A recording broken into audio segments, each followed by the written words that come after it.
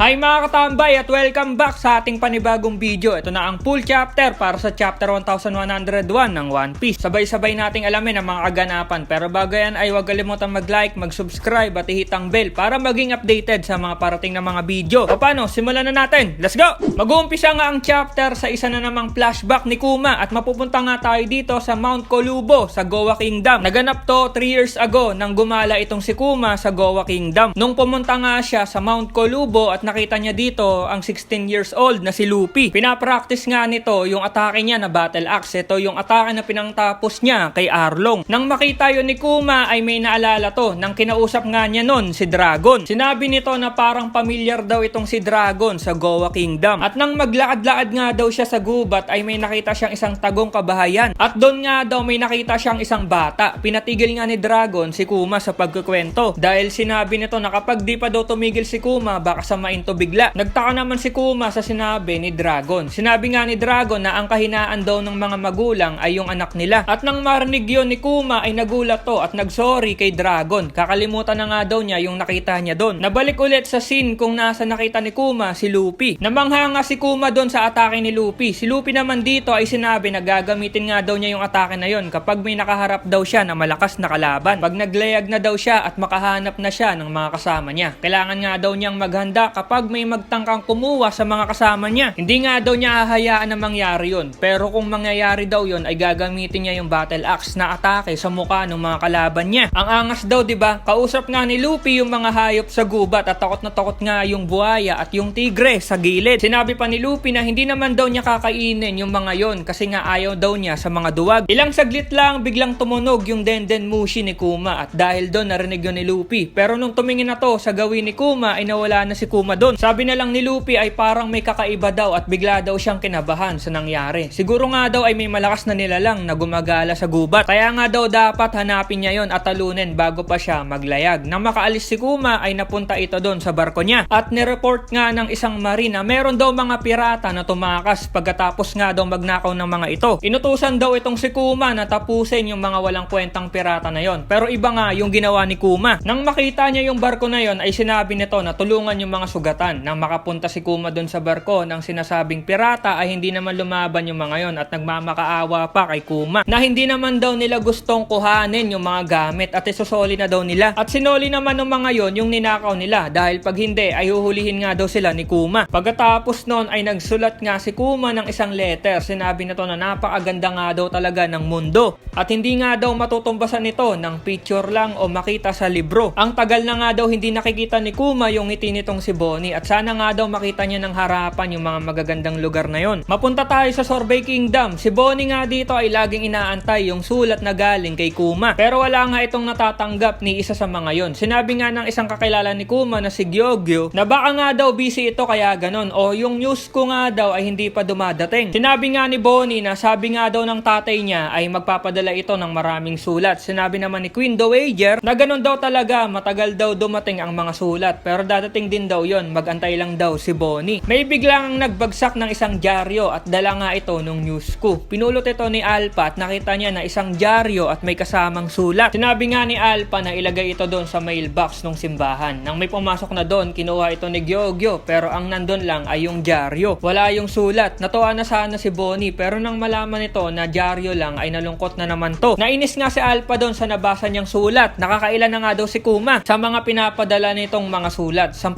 beses na nga daw itong nagpapadala sa isang buwan at napakawalang kwenta daw ng mga sulat na ginagawa nito. At nang mabasa yon ni Alpha ay pinunit nito yung sulat. Makikita nga din natin dito yung huling sinabi ni Kuma na alam nga daw niya na nakukulitan na si Bonnie pero uulit-ulitin nga daw niyang sabihin yon. Na mahal nga daw nito si Bonnie at lagi nga daw siyang magsusulat dito. Kitang-kita talaga natin yung pagmamahal ni Kuma kay Bonnie kaso nasasayang lang yung sulat dahil dito kay Alpha. Sira ulo din talaga to. Si Bonnie nga dito ay nakikipaglaro sa mga tagabantay niya at sinasabi nito na maglaban sila. Bigla nga pumasok si Alpha at sinabi na kailangan na daw ni Bonnie uminom ng gamot pero napasabi ito na parang nakita niya na biglang lumaki yung katawan ni Bonnie. Pinainom na nga ni Alpha itong si Bonnie ng gamot at sabi nga ni Bonnie na napakapangit daw ng lasa nun. Sabi naman ni Alpha na ganun daw talaga, ibig sabihin epektibo daw. Nagkwentuhan nga itong si Gyogyo at si Queen Dowager. Natanong ni Gyogyo na bakit nga daw nila tinatago yung ability ni Bonnie. Sabi naman ni Queen Dowager ay parang nga daw maging safe. Diba nga daw sabi na ang isang talentadong hawk ay kailangan nitong itago yung kuko nito. Malipat naman tayo sa Egged Island. May kausap nga dito si Vegapunk at tumanga ito doon sa mga island clouds na nakikita niya. Sabi naman ni Vegapunk na yung kalahati daw ng mga nakikita nito ay mga hologram lang at plano nga din daw niya yon dapat sa Punk Hazard. At yung kausap pala ni Vegapunk ay si Stacy. Humanga din si Stacy sa new look ni Vegapunk dahil nga maliit na yung ulo nito. Sabi naman ni Vegapunk na mas magaan na nga daw ngayon yung pakiramdam niya. Sabi pa ni Stacy na balita nga din daw nito kay Kuma ay malapit nang mawala yung pakiramdam nito sa katawan niya. At napapatanong nga daw siya kung sino sa kanila yung mananalo. Etong si Kuma na mawawala yung free will nito o si Stacy na isang clone na walang ganun. Sabi naman ni Vegapunk na tumigil daw itong si Stacy dahil isa nga daw siyang tao katulad nila. Sabi naman ni Kuma na ano daw ba dapat niyang maramdaman kapag nabura na yung pagkatao niya. Sabi naman ni Vegapunk na parang ganto daw yon. Meron daw reputasyon itong si Kuma dahil nga sa lakas nito. Pero ano daw ang gagawin nito kung inutusan na ito na pumatay ng isang bata? Ang ibig sabihin lang daw noon ay hindi lang memorya yung mawawala kay Kuma, kundi yung awa at yung pagiging makatao nito na pipigil nga doon sa pagtupad sa inutos sa kanya. Kaya dapat daw ay may matirang katinoan kay Kuma hanggang matapos daw yung operasyon at meron pa daw isang taon para kay Kuma. Napatanong naman si Vegapunk kung ano ang ginagawa ni Kuma. Sinabi nga nito na magsusulat daw siya na magsusulat hanggang sa maubusan siya ng oras. Deserve daw ni Bonnie na malaman yung mga nararamdaman niya. Gusto nga daw nito na padalan si Bonnie ng isang buong buhay na pagmamahal bago nga daw matapos yung taon. Natuwa naman si Stacy doon sa sinabi ni Kuma. Sabi nga ni Kuma na magnanay na daw si Bonnie at panigurado daw na malaki na to. Sabi naman ni Vegapunk na sa tingin daw ba nito nagbago na yung ugali ni Bonnie. Tumawa naman si Kuma doon sa sinabi ni Vegapunk na sabi nga sa letter ni Kuma na hindi daw niya sure kung mababasa yun ni Bonnie pero happy birthday nga daw kay Bonnie. At nakabalik na siya sa lab ni Vegapunk at medyo busy nga daw doon. Dahil nga birthday ni Bonnie ay nag-celebrate sila doon sa Sorbet Kingdom. Kumain si Bonnie ng maraming pizza. Nang matapos yung birthday ay si Bonnie pumunta doon sa mailbox at tiningnan nito kung may letter pero wala pa din. At umiyak ito dahil 9 na daw siya, wala pa ding letter na dumating. Nagdaan nga ang kalahating taon at wala pa ding mga sulat ang dumating kay Bonnie. Mapunta tayo sa Baltigo, sa base nila Dragon. Na-report nga dito na niligtas ni Kuma yung iba pang mga miyembro ng Revolutionary Army. Ilang beses na nga daw ginagawa ni Kuma yun kapag nagigipit nga daw sila sa laban. Pero kapag ginagawa daw yun ni Kuma ay wala daw sinasabi ito kahit man lang isang salita. Sabi nga ni Dragon na kung gusto nga daw ni Kuma na wag nga daw siyang sundan ay hayaan daw nila. Panigurado naman daw na may rason si Kuma sa mga ginagawa niya. Balik tayo sa Sorbet Kingdom. Gumaling na nga si Bonnie at napansin nito na nawawala na yung mga bato sa mukha nito at pwede na nga daw siyang lumabas. Sumigaw naman si Alpha na hindi daw pwede dahil sinabihan sila na dapat mag-10 muna si Bonnie bago ito makalabas. Sabi naman ni Bonnie na sinungaling daw itong si Alpha dahil sabi nga daw sa kanya ni Vegapunk ay magaling na nga daw ito pagkatapos ng isang taon at tapos na nga